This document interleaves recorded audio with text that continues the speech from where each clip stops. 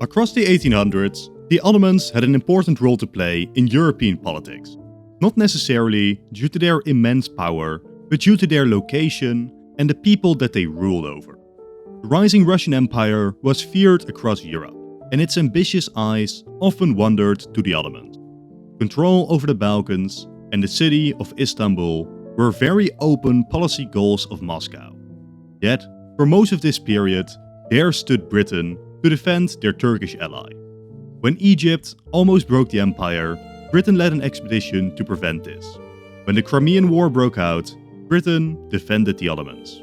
When Russia in 1878 almost captured Constantinople, Britain threatened war and forced Russia to accept far less than they had hoped for. But change was in the air. Within Britain, not everybody loved the Ottoman Empire. Generally, a split had developed. The conservatives were in favor of keeping the Ottomans strong as a buffer against the Russians. The liberals were more pro-Greece, not that concerned with the fate of the Ottoman Empire. And, wouldn't you know, from 1905 until 1922, these liberals would be in power in Britain. Thus, the time was again ripe for a weakening of the empire that had already lost so much. Britain and France had long promised Libya to Italy, which finally acted on it. Ottoman losses in this war would see the Balkan nations decide to go to war as well, driving the Ottomans from the region. This war confirmed to many what had already been known. The Ottomans were unfit to act as a guarantor of Eastern European stability. This time, they hadn't even faced a great power. Russia had been neutral, yet the minor Balkan powers still humiliated them decisively. Considering the British liberals weren't interested in defending the Ottomans, a new power entered the scene. Increasingly, Germany began positioning themselves as the savior of the Ottomans against Entente imperialism, with lofty promises of restoring Ottoman grandeur while making massive infrastructure investment. Now within the Ottoman empires, politics had been unstable. We won't go into too much detail, but the state was attempting to modernize in a number of ways, one of which was government. In 1876, a constitution would be installed, but only 2 years later, the Sultan would already disband it again. Sultan Abdul Hamid would rule as an absolute monarch for 3 decades. But he would still attempt to modernize the state in terms of education, infrastructure, and administration. In 1908, the Young Turks, which led the constitutional resistance to Abdul, would successfully force the Sultan to reintroduce the constitution. A number of factions began vying for control of the Ottomans, with mainly the Freedom of Accord Party and the Committee of Union and Progress. In 1912, the Freedom Party would launch a coup and depose the CUP from power. Yet, their control wouldn't last long. The recently started Balkan Wars, being a disaster, would lead to the CUP again seizing power, but specifically their more militarist and nationalist wing of the party, which would transform the nation away from a democracy into a one-party state, repressing the Freedom and Accord Party. Within this one-party system, though, a triumvirate of Talat, Enver, and Samal Pasha would hold most of the political power. Now, geopolitically speaking, the Ottomans had many reasons to be opposed to the Entente. Egypt had been stripped by Britain, Libya had been seized with the approval from the Entente, the collapse of the Balkan was encouraged by Russia, and Russia was very openly interested in gaining Armenia and Istanbul. Even more, the Entente had a certain air of disrespect towards the Turks. French and British advisors had no intention of learning Turkish, and the lingua franca in the Ottoman Navy was English because the British advisors demanded it.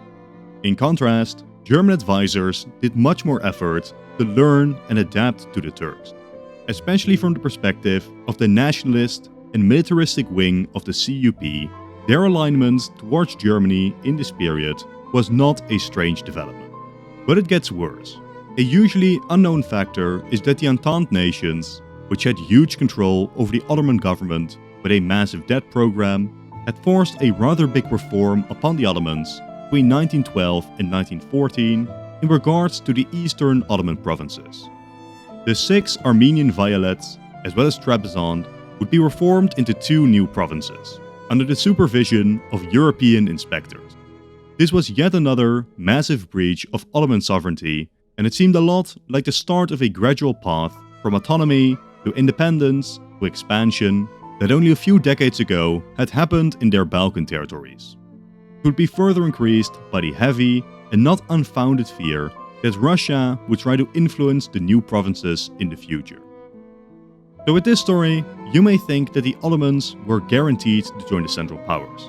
But interestingly, that is also wrong. Ottoman neutrality in the war is far from a crazy concept. When the Ottomans joined the war, strikes and protests erupted across the empire. Despite everything, most of the government and population leaned to at least a pro-neutrality, if not a pro-Entente stance. Yet, the three pashas, and specifically Enver Pasha, would force the nation into the conflict. Before the war, the Ottomans had commissioned battleships in Britain. When war broke out, the British would seize those vessels. This again cooled Ottoman opinion of London even more. And guess who comes sweeping in? Germany, which presents a battleship they had in the Mediterranean to the Ottomans. While manned by Germans with flying Ottoman flags, this ship would raid the Russian coast and thereby get Russia to declare war on the Ottomans. Now, for the sake of this scenario, the specifics of how we keep the Ottomans out of the war don't matter too much. But let's assume that this German ship gets intercepted by the British Mediterranean fleet, never arriving in Istanbul, and public pressure keeps the Ottomans. The amount of changes that this has is immense. We like to think of World War I as Germany doing everything, with all of their allies being incompetent, or Bulgaria, which performed well but was a minor power.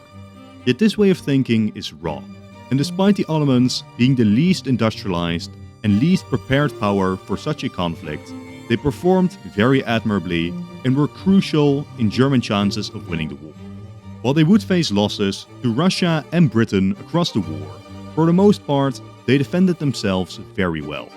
The blockade of their nation left them even more isolated economically than Germany, yet their agricultural economy held itself up much better than the German one did. Most importantly though, the Ottomans are absolutely crucial for any German chance at winning the war. They distracted the British and Russian armies and navies, as 4 million Entente forces fought the Ottomans across the war, while only 20,000 Germans were needed to reinforce their lines. More importantly though, they allowed for the closure of the Bosphorus to Entente shipping, completing a blockade of the Russian Empire, as Germany itself could block Baltic supplies.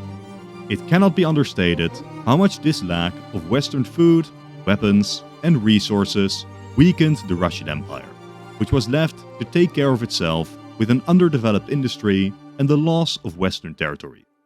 The collapse of the Russian Empire will be pushed back by months, if not years, which, as we will soon see, becomes very relevant.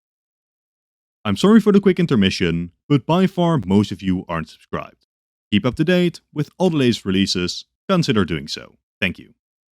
Now let's run through a couple of major changes to the war with a neutral Ottomans. At the start, around 200,000 Russians could be fighting Germany and Austria-Hungary instead. For the most part, that would have a minor impact. A bigger change is the lack of the Gallipoli campaign, where Britain attempted to land at Gallipoli to knock out the Ottomans early in the war, while gaining control over the Dardanelles and re-establishing a route to supply Russia. Over the course of the operation, about 500,000 Entente forces would be directed there and become casualties. Without the Ottomans in the war, Britain is free to focus on other ventures. How exactly they spent these resources is tough to say, but whether it's just putting more effort into the West, tightening the blockade on Germany, moving them to Salonika, or a more ambitious plan, like Fischer's proposal to blockade the Baltic Sea too, the general idea is that more resources will be directly dedicated to fighting Germany. But obviously, the most impacted frontline is the Balkan one. The decision to join World War I was a difficult one for all, but especially the decision to join the Central Powers, which was not necessarily favored to come out on top. Thus, Bulgaria, like many states, initially leaned towards simply remaining neutral, while both sides were attempting to influence. The Entente were offering concessions to just remain neutral, while the Central Powers were promising them Balkan hegemony. the Bulgarian decision would eventually be made up by a major German push against Russia, seemingly tipping the balance of the war into Germany's favor. But in an alternate timeline, with the Turks not in the Central Powers, would joining the war even be as tempting for the Bulgarians? Especially since, with the lack of a Gallipoli, the Entente could have already reinforced their position in Salonika to support the Serbians from. Literally, none of the Bulgarian borders are secure, and there is a serious fear that Greece and Romania might jump in against them, and even the Ottomans couldn't be relied on as partners. The risk should be clear. If Bulgaria joins the war, but the Entente fights them to a stalemate, they are isolated, alone, and will eventually fail. And considering the concept of this video is the Ottomans joining the Entente, Bulgaria would likely swiftly be defeated if they did attempt it. Thus, I think it is more likely that Bulgaria accepts minor Entente promises or concessions in Macedonia from Serbia and Greece, rather than risking it all now. The Germans now are in deep trouble.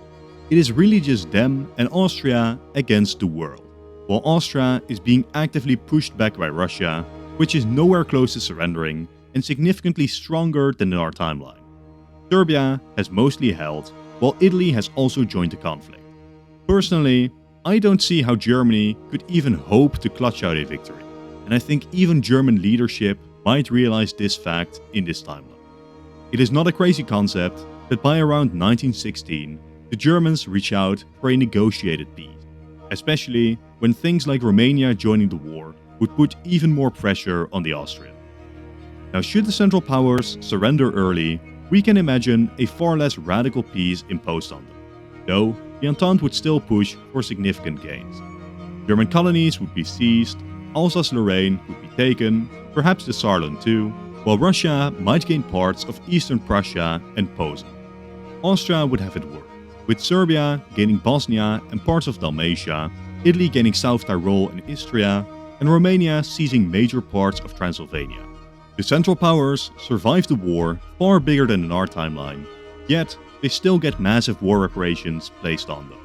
This scenario fascinates me a lot, so it will be the one that we will follow in this video. But another possibility very much exists, and that is that German leadership simply fights on until exhaustion. This exhaustion, or more specifically that of Austria-Hungary first, would come far earlier than in our timeline. A tighter blockade, a more successful Russia, the Balkan front holding and being reinforced. It is even possible that American entry into the conflict is not even necessary, though probably still appreciated. Somewhere in 1917, Austria-Hungary begins to unravel. With it, Germany too has to throw in the towel. Now here we get a peace deal that is far more drastic on the defeated empires, especially if America didn't join the conflict to moderate the peace deal. The full partition of Germany is way too direct and wouldn't occur, but France seizing Alsace and the Saarland is practically guaranteed, as they also push for puppet states in the Western Rhine. In the east, Russia seizes eastern Prussia, Posen and parts of Silesia, while, at least on paper, re-establishing an autonomous Polish state. Other likely losses are Danish expansion, like in our timeline, and Belgian expansion over parts of the Rhineland. Now Austria-Hungary, like in our timeline, already starts collapsing before they can surrender. Thus, we can expect the peace deal to be roughly similar, though Hungary might end up with a slightly better deal because the Bolsheviks never rose in Russia, meaning there is no Red Scare and less of a reason to punish the Hungarians should they have their own revolution. Now while exploring a peace deal to this effect is fascinating, it is something I will soon explore in a what if everything went perfect for the Entente. Thus, let's focus today on the scenario where the Central Powers surrender earlier and get a far less harsh peace deal.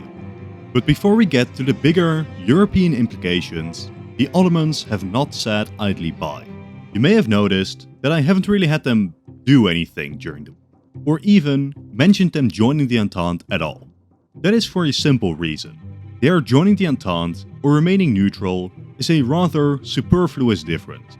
In fact, the Entente might actually prefer the Ottomans remaining neutral, like they did for other nations like Bulgaria. Whether or when the Ottomans did or didn't join the Entente matters very little for the outcome of the scenario, unless Bulgaria joins, which we haven't had happen in this scenario. But it's not like the Ottomans would have sent millions to die on the Eastern Front with the Russians, nor to Serbia to push back the Austrians. What they have done though is leverage their neutrality or participation for major concessions from the Entente. Think debt cancellations, the abolishing of the Armenian reforms I mentioned at the start, and removals of certain privileges the Entente enjoy within the Ottoman Empire. The most important of these is the existence of the Ottoman Public Debt Administration.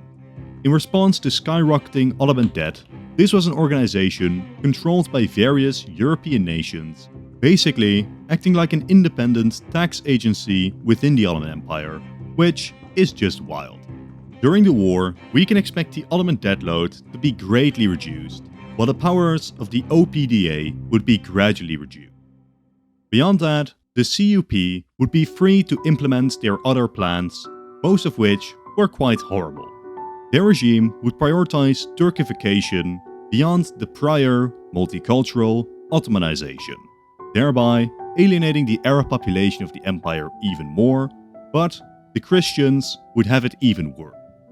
During the Balkan Wars, atrocities had taken place towards the Muslims in the region. These atrocities would turn the empire staunchly xenophobic towards Christians. Also, as a side note, this new Turkish nationalism also had strange desires of refocusing the empire onto the concept of Turan, the mythical, alleged homeland of the Turks in the north of China. They hoped to unify it with the Turkish populations of Central Asia into a great pan-Turanic state. Obviously though, this isn't a realistic goal, so let's stick to what they actually can do. The CUP regime could in many ways be comparable to the later ultra-nationalist regimes in nations like Italy or Spain. They wanted to indoctrinate the entire population towards a total war mindset, in their own words, making the Turks a warlike people. All young Turkish men were encouraged to join a paramilitary group that would train them in physical labor and war. Of course, within their system, women would be relegated to the duty of raising as many children for the Turkish race as possible. The government would then go on with a horrific program of ethnic cleansing.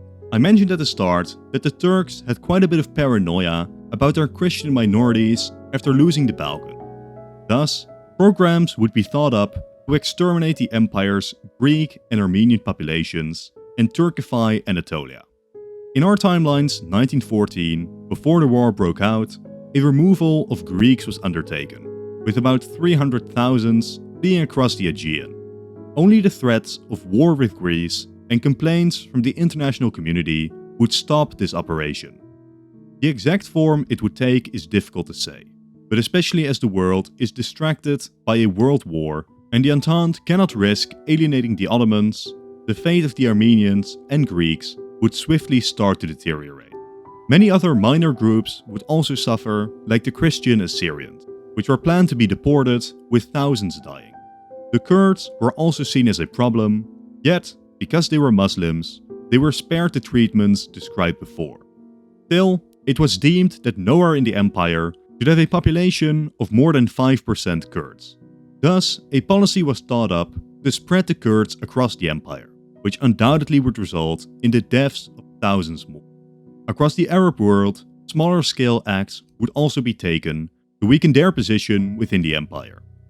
Now, if even minor parts of these plans pass, the Ottomans would have just conducted one of the worst intentional genocides in world history up to this point. And after the war was over, it would likely turn into a bit of a pariah state. The extent of these crimes against humanity were simply unprecedented.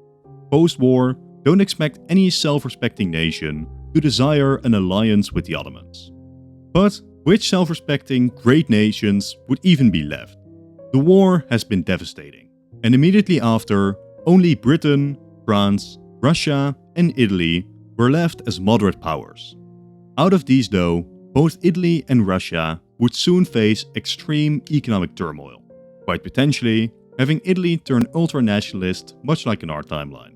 But Russia, I would argue, is in a worse position. I used to be very enthusiastic for a Russian victory in World War I, thereby avoiding the revolution and everything after. Surely, this has to be better for Russia, right? Wrong. Russia's economy was in tatters due to the war. They would have a debt load of 150% of their GDP, but more importantly, their pre-war economic growth was reliant on one thing: foreign investment. About 70% of Russian industry was a direct result of French money, as Russia lacked their own capitalist class to develop it themselves during this period.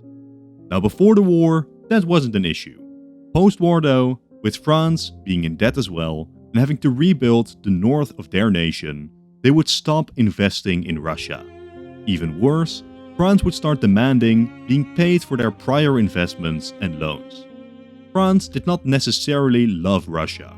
Russia was merely the tool they needed to destroy Germany with. That had now been accomplished, and the post-war economic collapse of Russia would determine the future of this scenario. Now, I feel like there are three broad timelines which are the most plausible, so let's go over them quick. First, the Tsar manages to keep his nation together, likely while accepting some form of constitutional monarchy. Through debt reductions, foreign investments, and German war reparations, the government is kept afloat. This allows Russia to continue to develop, and while they wouldn't become an economy on the level of Europe's great powers anytime soon, slowly but steadily, their major population is pulled into the modern day. This would, frankly, be terrifying. We can expect that after this, Britain goes back to fearing the rise of Russia. Keep in mind though, this is a process that would take up decades. If this new British-Russo rivalry would develop, it is even possible that Britain raises up Germany as a partner against Russian hegemony in Central Europe, making France's position in this conflict quite unclear. Option 2 is a revolution. As the economic situation deteriorates, the Tsar could lose power to another revolution which removes him from power. An uncertain republic is being built. The question now is how well it actually succeeds in reforming Russia, especially as, unlike the previous scenario, the political uncertainty can throw up questions of nationality. Finland will definitely become independent, as they were only tied to Nicholas II and the monarchy, but I'd expect at least Poland also being able to wrestle for their independence. Still, with the emergence of a new, democratic Russia, the potential is born for the natural development of a new Russian superpower, with a far healthier growth plan than the one that the Soviets imposed on the nation. Now finally, the third option is a communist revolution. Should the democratic republicans fail in stabilizing the nation, a full collapse of the nation, as seen during our timeline, is not unthinkable. This would be devastating for all powers involved, and while I cannot predict the winner, I can predict the loss of many territories. Mainly Poland and Finland again, but should the Ottomans get the opportunity, Armenia could be seized too, in order to get to Azerbaijan, which, under the concept of pan-Turkish nationalism, should be added to the Ottoman Empire. Further support could also be given to the nations of Central Asia as the Ottomans attempt to expand their sphere, but I highly doubt this would actually cause them to become independent.